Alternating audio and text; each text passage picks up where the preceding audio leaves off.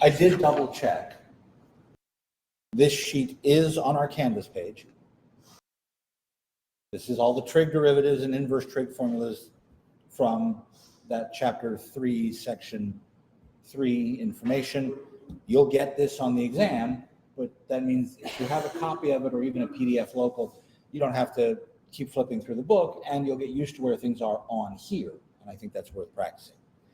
Because today, we're going to use a bunch of those in conjunction with the other techniques we've already used. So I hope this is not too leading of a question. Integral cosine of x. Yeah? Wonderful.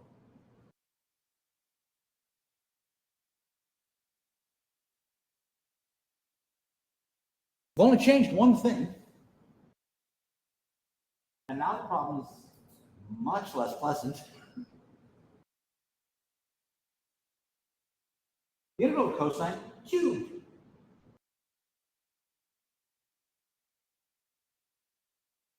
Ah.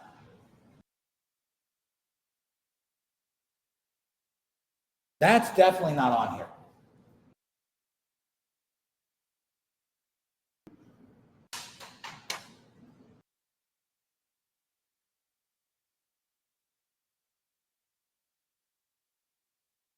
There's got to be something I can do to adjust this integrand, cosine cubed function itself, to make this problem doable by some other method we already have.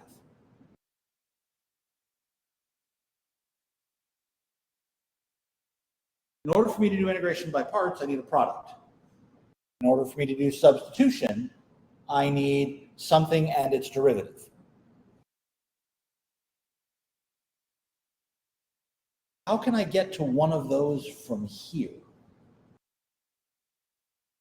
Yeah?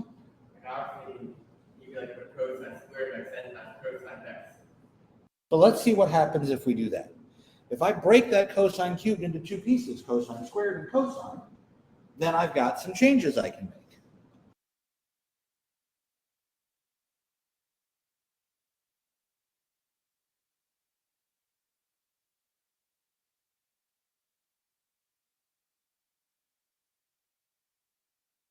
And now there's a throwback to something somebody said yesterday.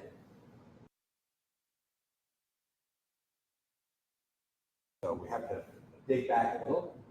I've got a product. Do we want to try and do parts, or do we want to try and do a U substitution?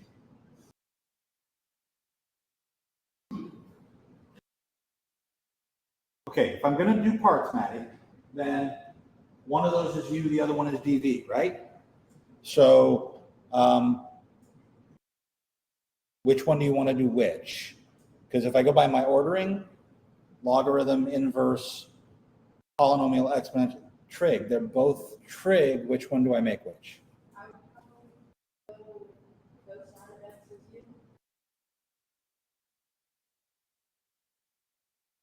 And that means that dV is cosine squared x dx, but that means I need to be able to integrate that to get v, right? You know how to integrate cosine squared? Crud. All right, well, what if we try it the other way? U equals cosine squared, dV equals cosine x dx. What's the integral of cosine? We have that right here, that's sine. And the derivative of cosine squared is 2 cosine x, chain rule, gives me sine x dx. But that means when I do integration by parts,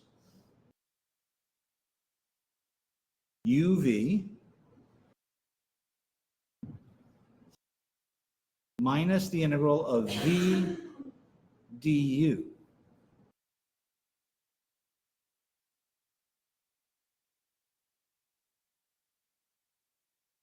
So du's got a sign in it, v has a sign in it, multiply those together, I get a sine squared, the 2 cosine squared, and the dx. Oh, I like it. You? Why do I like that?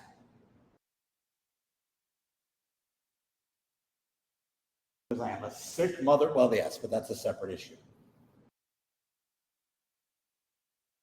Do we know how to do that integral?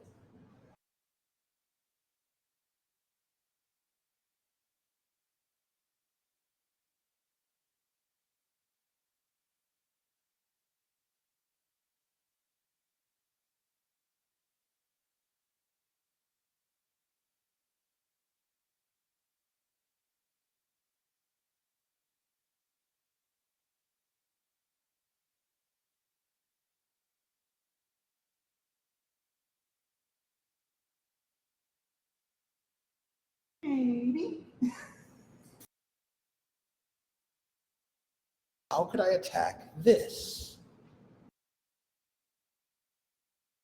In both of these cases, we seem to have hit a stumbling point.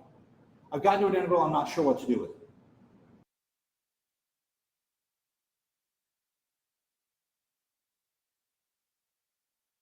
So parts got us part of the way there. What else can I do now?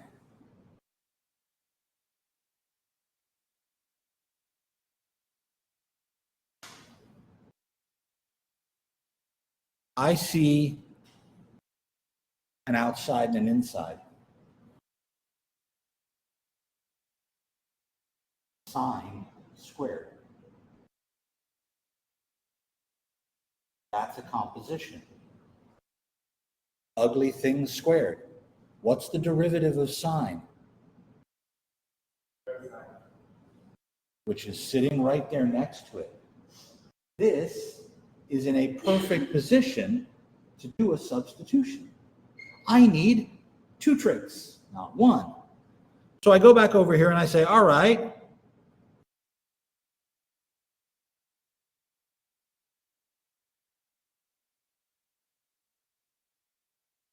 if I go ahead and say I'm going to do sine of x, as I didn't want to use u because we used it up above, I just chose w instead. You can use any letter you want. You could use u again, I'm not going to object. Then this integral becomes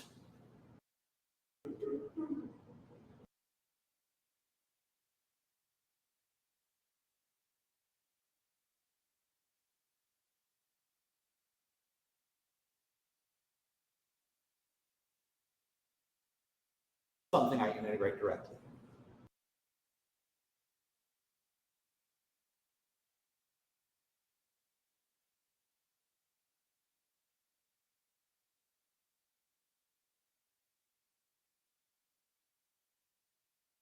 That moment right there, where I see this substitution, the fact that I have cosines and sines and they're related to each other via derivatives, says that maybe there's another way to do this problem. Let me finish it out here. And let me try it again in a slightly different way. So here I'm going to get 2/3 w cubed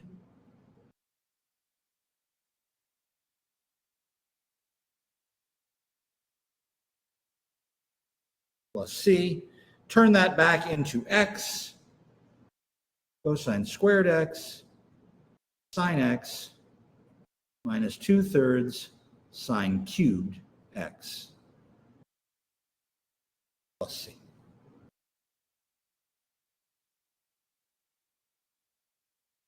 Talk to me.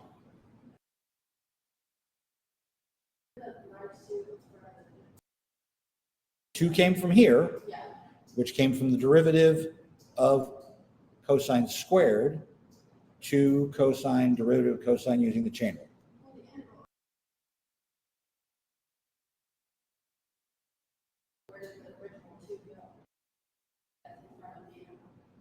Oh no, that the integral of w squared is 1/3 w cubed. I combined them. I was lost there for a second. Yes.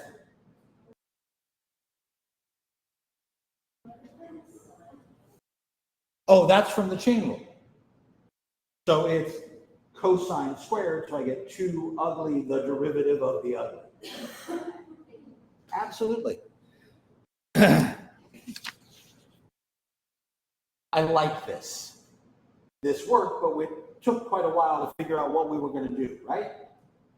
Let me go back to the first idea Leo gave me where we broke up the cosine cubed. And let me attack it just a little differently from there.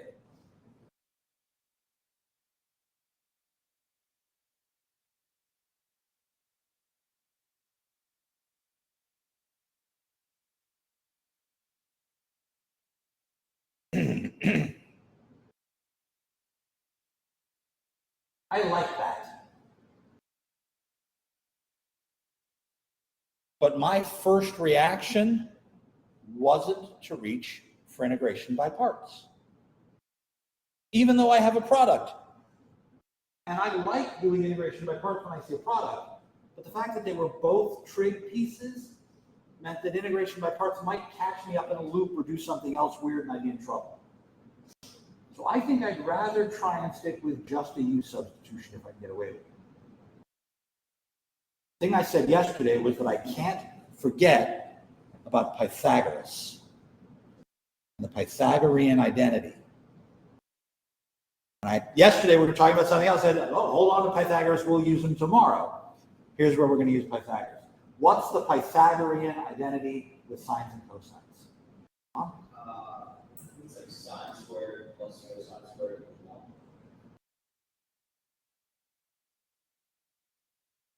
That's my buddy Pythagoras. Which means I could change cosine squared into 1 minus sine squared. So I'm going to take that second integral that we have with the cosine and the cosine squared, and I'm going to rewrite it. And I'm going to turn it into cosine times 1 minus sine squared.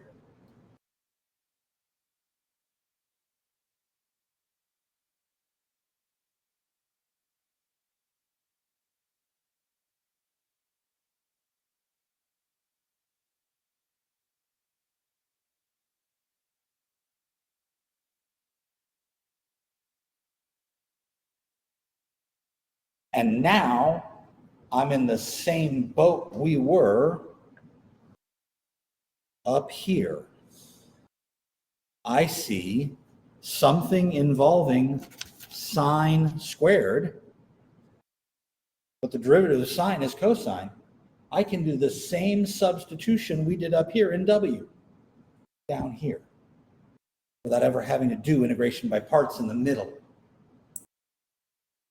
So if I say, all right, W equals sine of x, dW is cosine of x dx, what happens to this integral?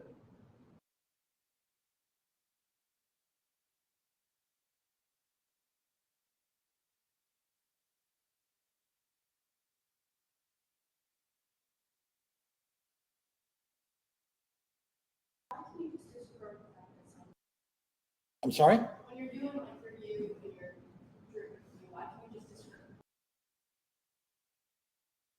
Because I'm treating the substitution as the inside part. Sine squared, square is the outside. I want the sub for the inside. They're my little rattling nesting dolls in my head. I have audio cues for everything. My brain is like a radio station with all the background noise sometimes. So I hear that little rattle and my brain goes, okay, just change out the inside. What's my new version of this integral?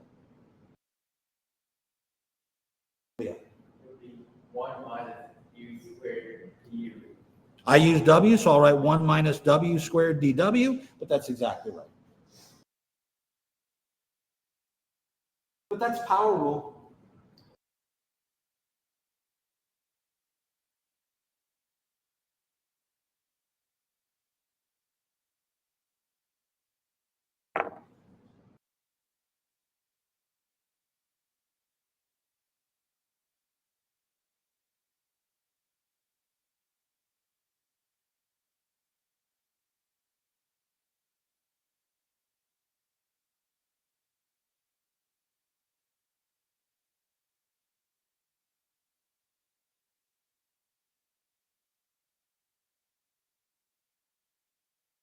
The best part about this is that I could use a simpler rule.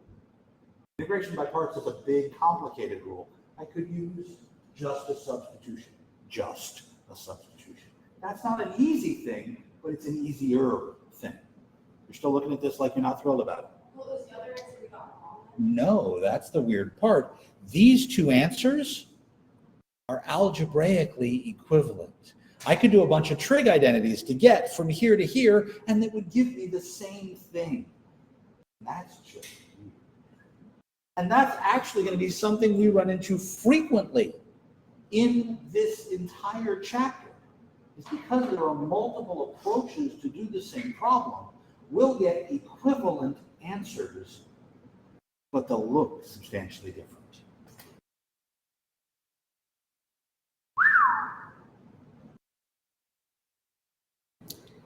This is my key step. Knowing that I can take cosine squared and turn it into sines, leaving that one extra cosine behind to play the role of du. Having that one extra, which means the key to me to see this is an odd power. The fact that I had an odd power, I went from cosine to cosine cubed. I skipped cosine squared on purpose. If I have an odd power in a trig function, I'm going to try and do this sort of a substitution. As a matter of fact, it works for lots of odd powers.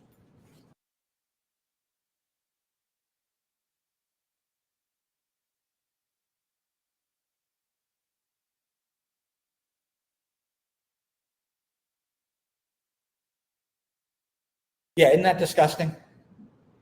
A product of trig functions occurs when you have two simultaneous distinct vibrations happening in a system.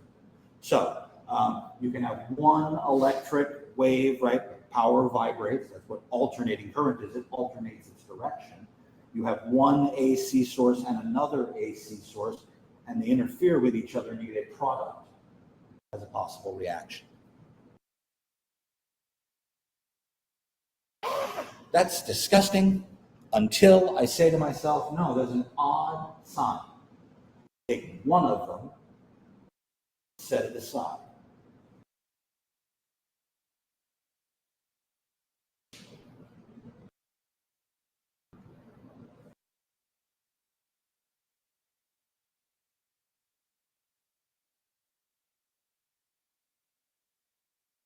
That one extra piece that's on the end, that one extra oddball power, that should be du. That's going to be du. What do I want to make u? Say it louder, Maddie. Cosine. But that means over on the left, all of these pieces should become cosines. Again, I go back up here and I say I can change sine for 1 minus cosine squared. So I can say, oh, Pythagoras again. Sine squared is 1 minus cosine squared. But I don't have sine squared, I have sine to the fourth. Okay, square both sides. Sine to the fourth is 1 minus cosine squared squared.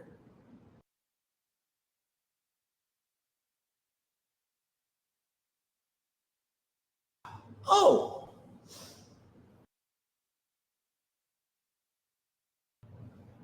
One minus cosine squared squared, cosine squared, sine dx.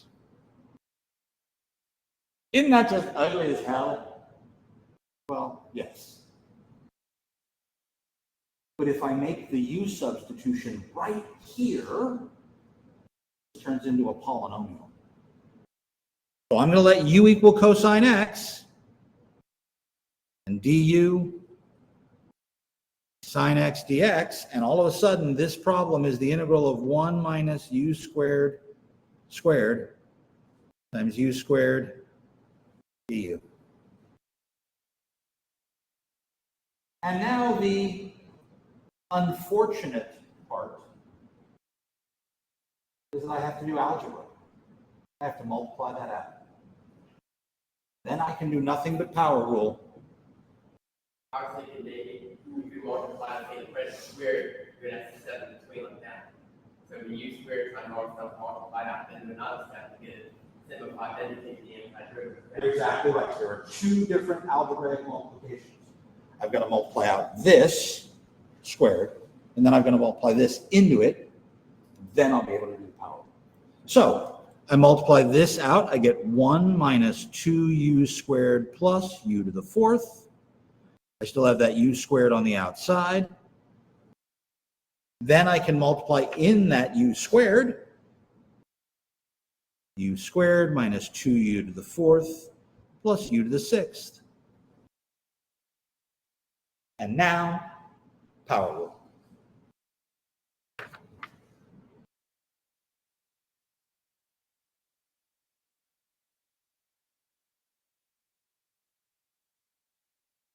One third u cubed, 2/5 u to the fifth, 1/7 u to the seventh, plus c.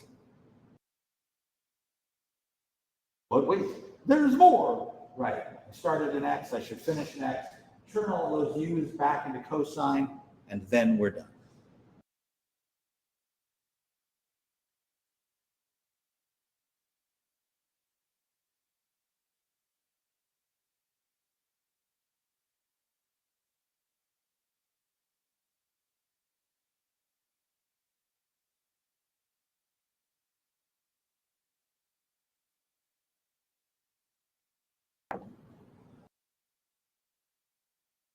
And at this point, everyone in the room should yell at me.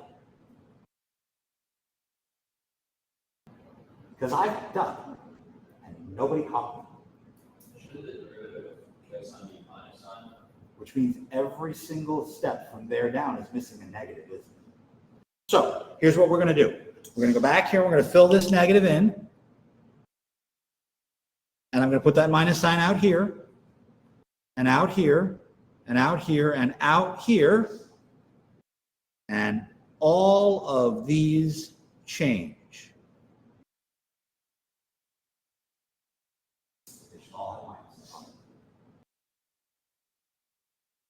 That's exactly right, Dom. I made a sign error. -1.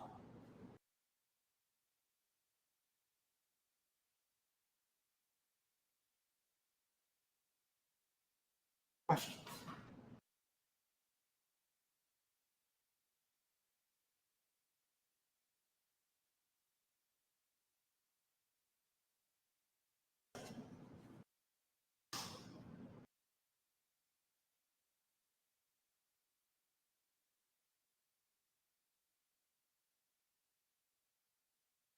If I have an odd power sine or an odd power cosine, I'm going to exploit Pythagoras as best I can. What if I don't?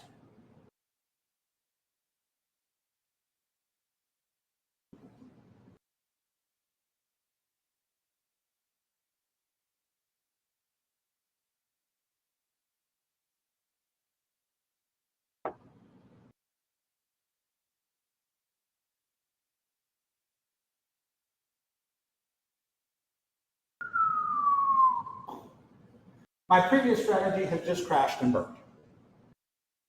I need a new trick. Yeah? I could do this half angle here, one half. Oh, hold that thought. Half angles. Way back in trig class, we had a whole crap ton of trig identities. Appendix D in this textbook. All of those trig formulas again. And 2 of them involved squares.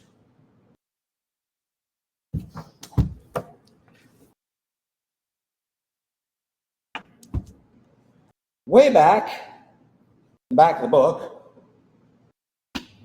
are these reference pages. All of this is also scattered through Appendix D, the trig section, in all these different places.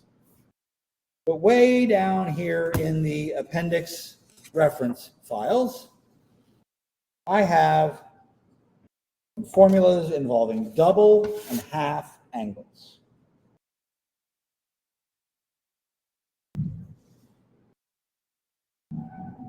Now, I will be the first person to admit I don't have the half angle formulas memorized. I don't really remember them well enough. What I do remember is the double angle formulas. These two right here. Sine of 2x is 2 sine cosine x, and cosine of 2x is cosine squared minus sine squared. Now, the reason I like those is because there are actually 3 different ways to write that cosine formula. But all of the ways can be interchanged between each other using Pythagoras. So I'm going to show you how I get the formula we need, which is this one down here, cosine squared. But I don't have this one memorized. I have to derive it every time. And I've been doing this for over 30 years, and I still have to re-get this one every time I need it. So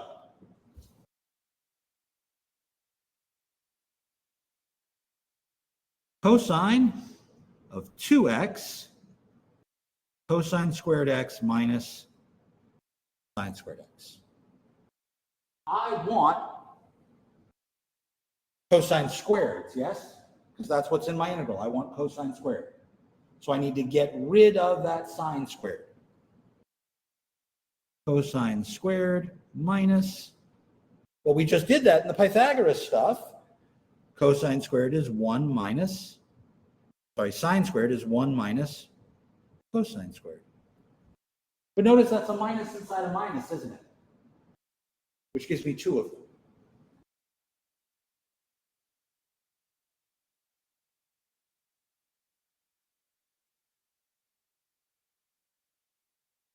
Well, now I have a formula that gives me cosine squared in terms of cosine of 2x. And this is where that half angle formula that you quoted at me, Leo, comes from. I move this 1 to the other side.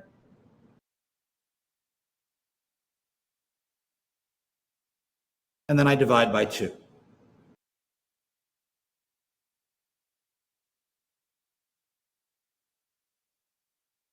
And so I'm going to turn the integral we have of cosine squared into something where cosine is not squared anymore.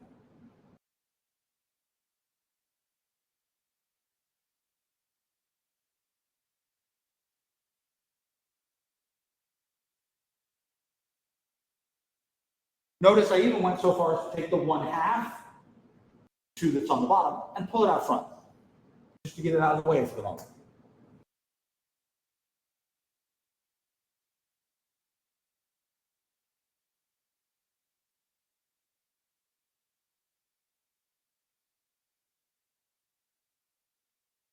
If you wanted sine squared instead of cosine squared, you do the other Pythagoras version up here. And I think that changes this from 1 plus to 1 minus. But I don't have the formulas memorized. I'm bad at memorization of formulas. I'm pretty good at remembering techniques.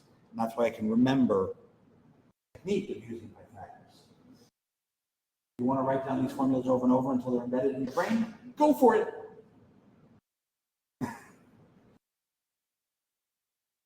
How do I do this integral?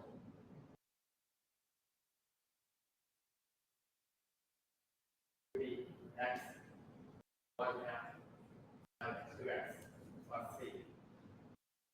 You skipped over a step in your head, which you didn't tell me about.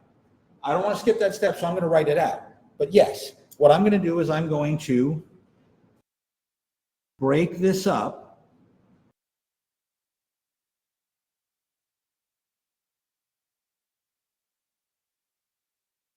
into 2 separate pieces. Now, the one on the left is trivial. The integral 1 is x. But the one on the right is cosine of ugly.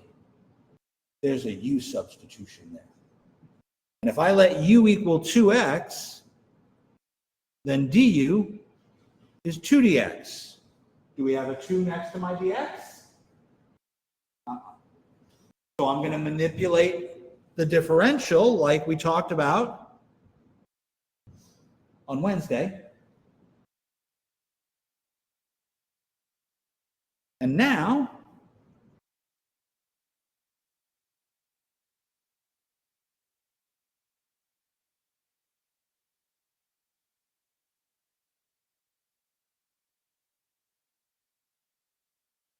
I do use substitution.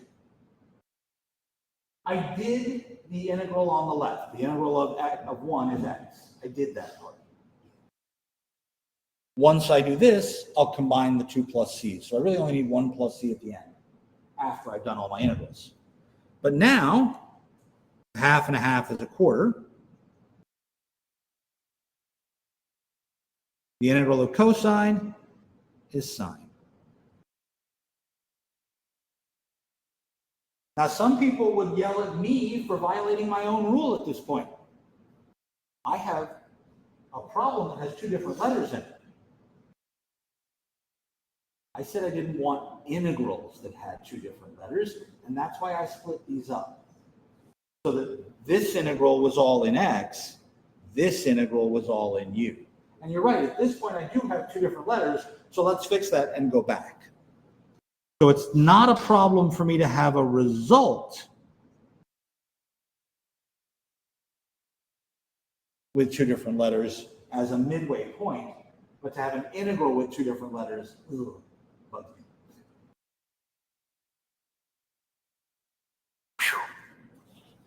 And again, if all of my powers are even, this is going to be my way to get around that.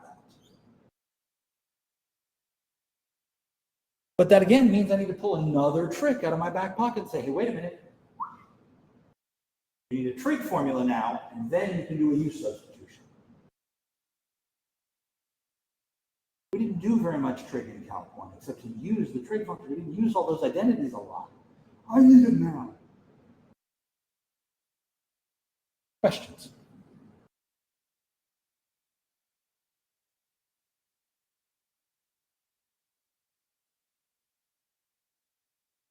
The only other time I use a different trig formula other than this cosine formula is if, by some amazing chance, powers of sine and cosine are the same.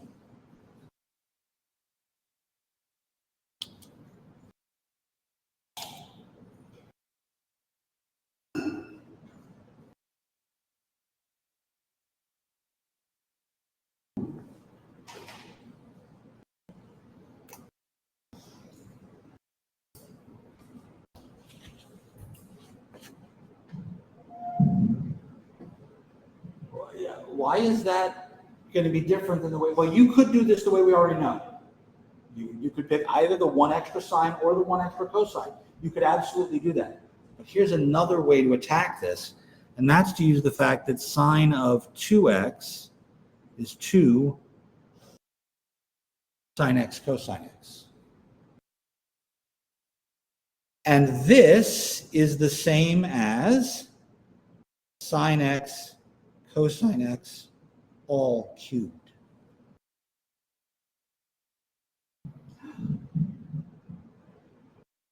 Just move the 1/2, move the 2 to make it a 1/2, and we get the integral of 1/2 sine 2x cubed. Now it's 1 trig function instead of 2. I don't know that this is necessarily easier or harder when the powers are odd. If they were even powers, this would be easy. So sine squared, cosine squared, this would be the easier approach. But I think if they're odd, we're probably better off the first way we were doing it.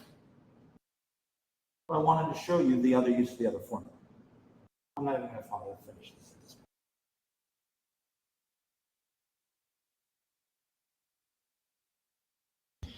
On page 462,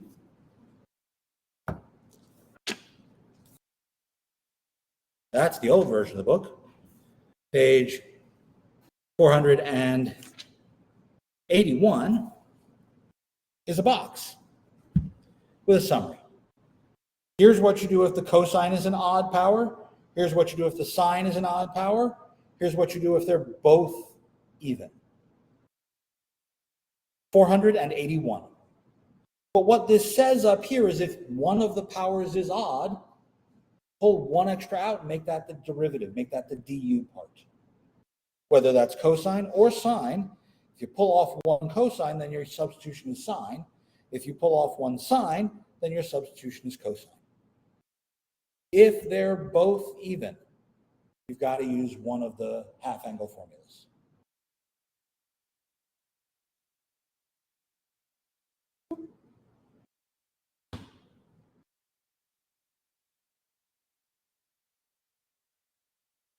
Questions? 481.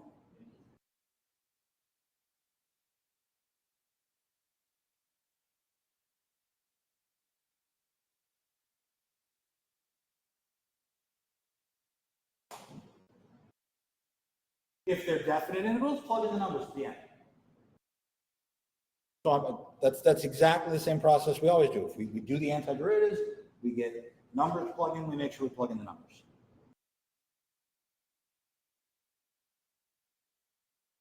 Sine, cosine. There are four others. What about them?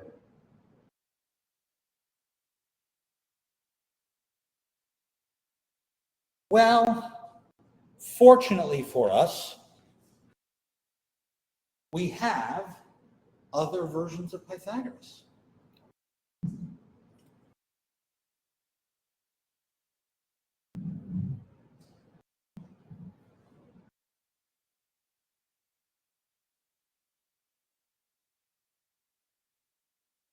And again, here's where I say I have a bad memorization skill, so I remember how to get tangent from sines and cosines. I remember how to get cotangents from sines and cosines. Which one do you want to do first, tangent or cotangent? Tangent is sine over cosine, right? I have a sine. Let's divide by cosine. But everything is squared, so we'll divide by cosine squared.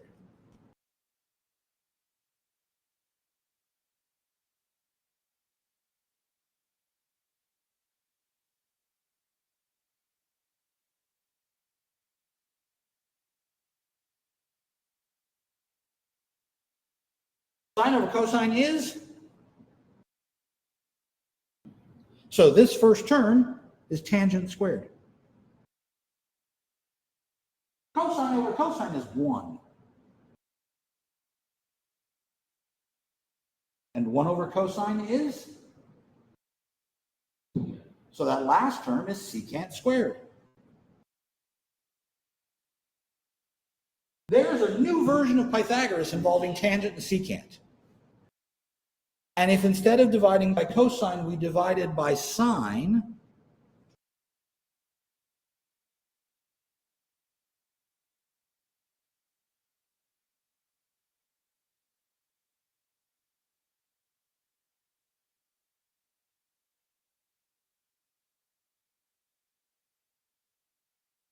then what's that first term on the right-hand column?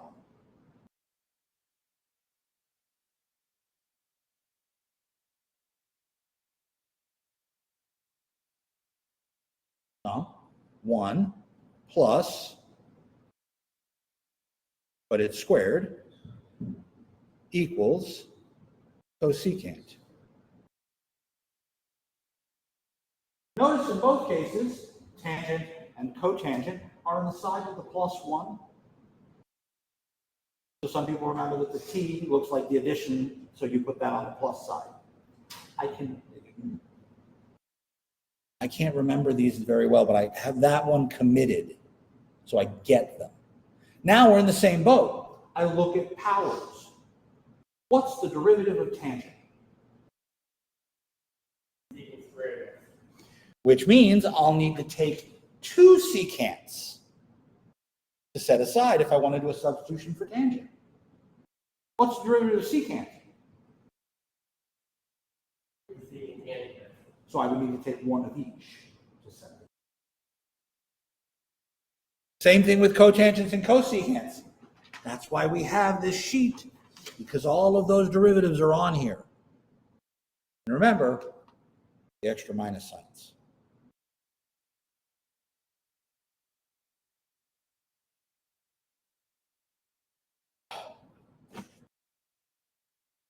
Now there is one exception in that some of these really come up very messy.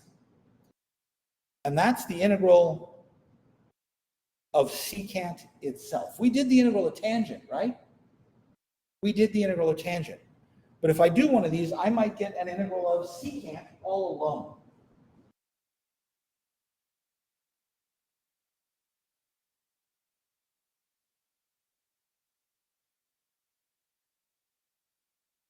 And unfortunately, this is another trick that is completely different from everything we've done yet.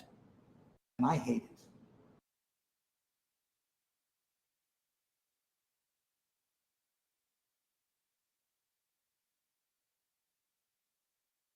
I'm going to multiply. I'm going to multiply in a way that doesn't change the problem. I'm going to multiply by 1. What's the 1 I'm going to multiply by? I am going to multiply it by secant x plus tangent x over itself.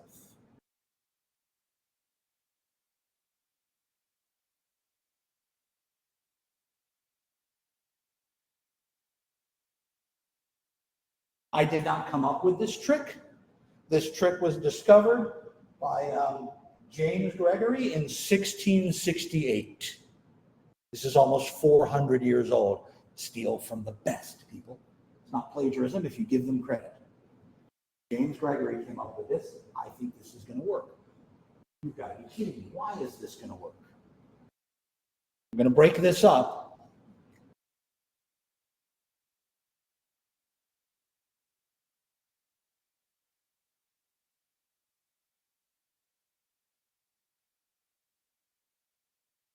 Everything that's on the top, secant on the outside and the secant tangent, I'm going to put those together. So I'm going to multiply this secant in here. So that's going to give me secant squared x plus secant x times tangent x.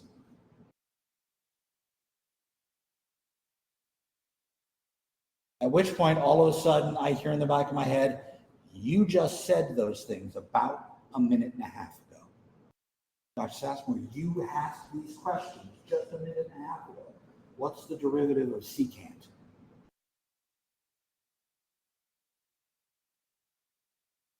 Secant times tangent. It's derivative of tangent. The derivative of these things is right here. Son of a bitch. This is a U substitution.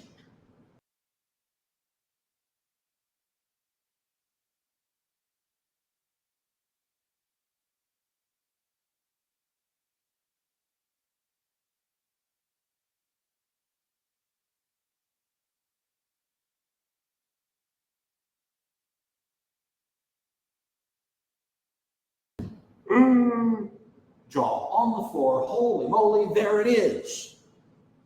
Which means that this is 1 over u du.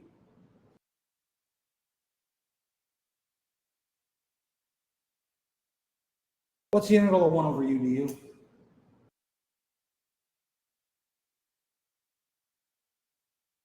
ln of the absolute value of u.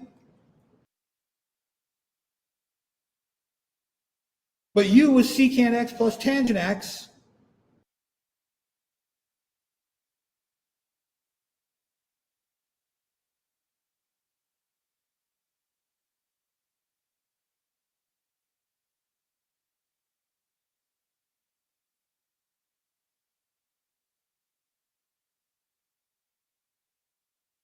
This formula appears in the textbook at the top of page 483.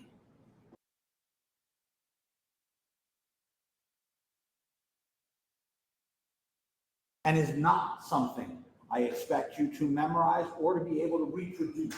You will get this given to you.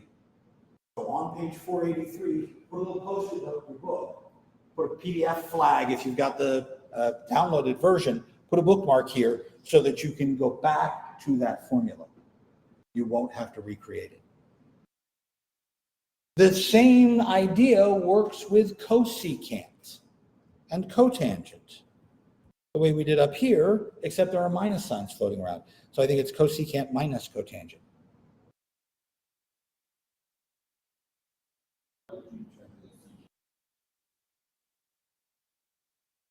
Oh, this is James Gregory's trick. He said, I'm going to multiply by this 1. It doesn't change anything, but it's going to rig the way my u and my du turn out. I'm like, how did you come up with this? That's inspired. He's probably got, like 200 pages of tried attempts. He's like, I don't know what to do. Let's try something weird.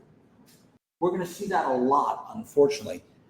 And that's part of why I wanted you to see that not all of this is obvious. Some of this is, the more I see it, the more I'll recognize the pattern to do. The thing to do here is to multiply by 1. What 1? Well, it's got to be a 1 that somehow rigs this situation right for me. This is another case where it's a matter of building a new skill. That new skill is, what pattern have I already seen that this kind of looks like?